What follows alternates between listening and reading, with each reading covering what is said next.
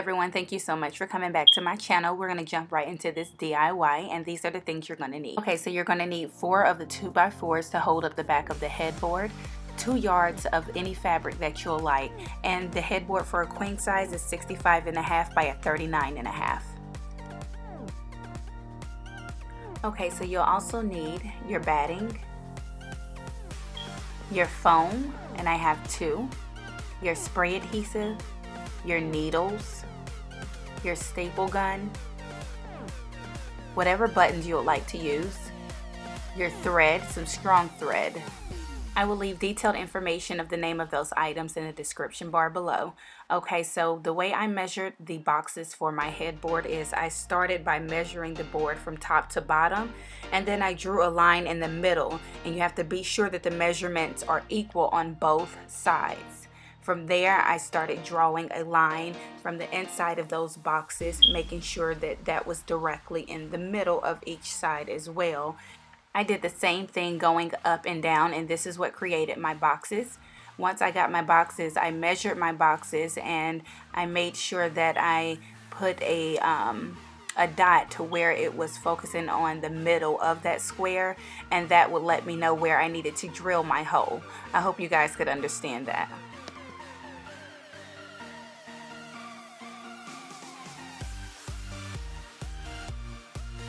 As you can see, I have my boyfriend helping me. This is a 2-person project. It would be very helpful if you had somebody to help you out with this, but he's going to go ahead and just drill the holes that I went ahead and sketched on the board.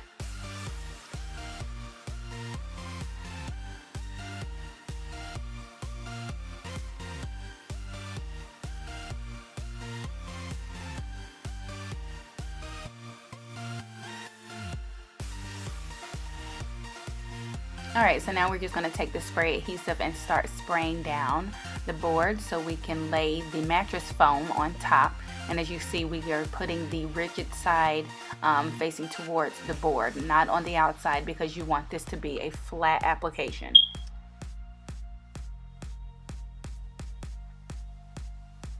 So now we're just going to take our scissors and we're going to go ahead and cut the excess from around this board.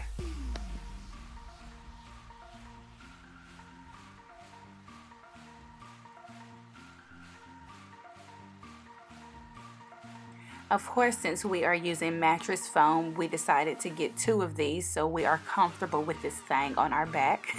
So we're going to do the same thing that we did to the first one and just start cutting the excess off after we go ahead and get this sprayed down.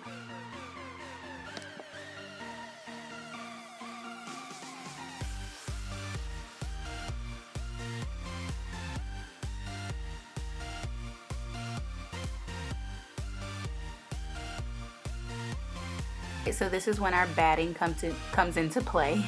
We're going to lay that across the headboard, and we're just beginning to take the needles that you've seen at the beginning of the video, and we're pushing them through the holes on the opposite side of that headboard, and we're marking them with a black or a red marker so we can see them on this side.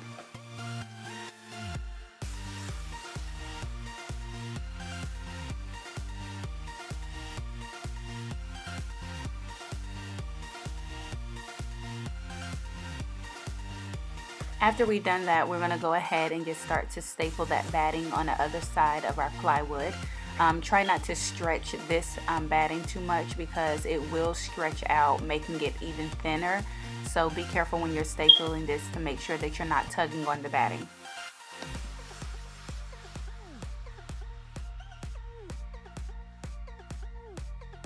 Alright, so all done, and we're going to do the same thing we did with the foam. We have to cut the excess off. So you'll see Chris just going ahead and cutting the excess of the batting off of the headboard.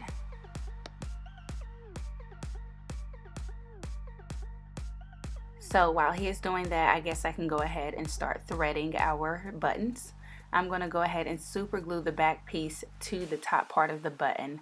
I don't know why I did that, but it was helpful because I didn't know how to put them together. So yeah, and I doubled my thread and pulled it through the back side of that button, and I'm ready to go ahead and start the tufting. Alright, and as you can see, I already started the tufting. The only thing I needed for this was this Gorilla Tape.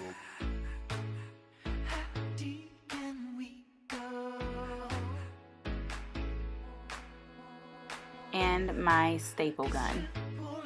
As you can see here, I already laid my fabric down and began tufting.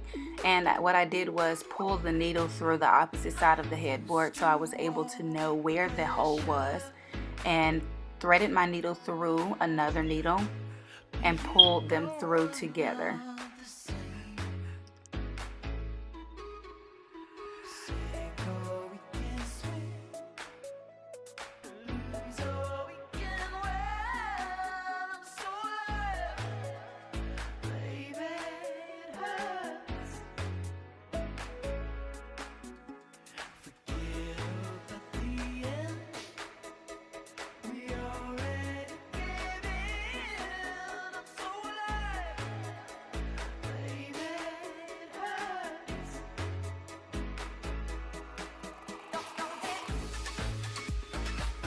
To begin the tufting, I'm going to start pulling on the opposite side so it can make a noticeable imprint. Staple it, and then just pull my my button through the other side. I'm going to take my Gorilla Tape and tape it for extra security, and voila. Don't forget, you need to start with the middle row when you're tufting, so you need to tuft with that middle row and then start moving outside of the headboard with the tufting.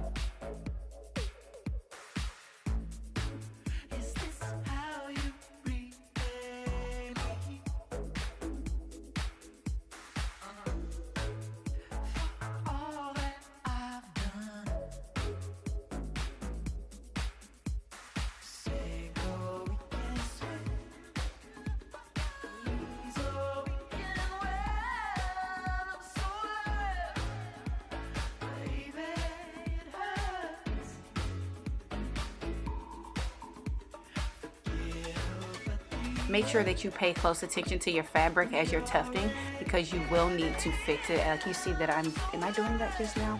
No, I think I'm on the wrong part. I'm still trying to tuft, but we'll get to the part that I'm trying to explain.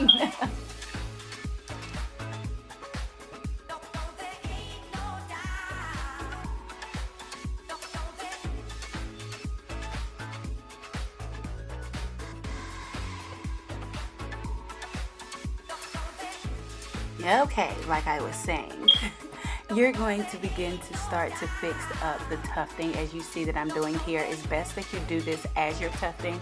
I kind of waited till I was almost done, but no problem, I was still able to fix it. So make sure you're tugging and make sure that you are going ahead and creating the tufting parts as you're tufting the headboard. I hope I don't sound stupid, because I really feel like I do. So I'm just going to go ahead and finish the rest of the headboard, and then I'm going to show you all what I'm doing on the other side of the headboard to make sure that the thread is secure.